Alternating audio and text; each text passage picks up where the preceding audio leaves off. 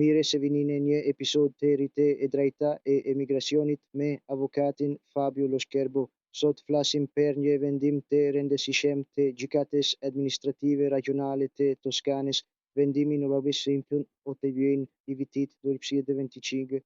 Gjykata anulloi një vendim të policisë së Firenzes, e cila kishte refuzuar të rinovonte një legje kundrimi për arsye studimi. Aplikuesi kishte përfunduar një master në Itali dhe megjithëse kishte kërkuar zyrtarisht rinovimin e legjes për studime, qëllimi i tij i vërtetë ishte të merrte një legje kundrimi për kërkim-pune. Sipas gjyktarëve, policia nuk mund të kufizohej vetëm me refuzim.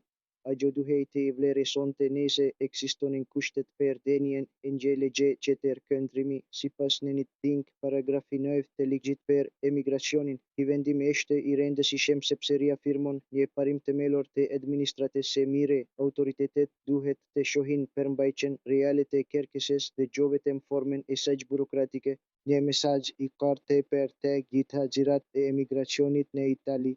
Çdo kërkesë duhet të shkirtohet me kujdes dhe drejtësi, veçanërisht kur i huaxhi ka treguar përpjekje të vërteta për integrim nëpërmjet studimeve ose punës. Shihemi në episodin e ardhshëm. Unë jam avokati Fabio Lo Scherbo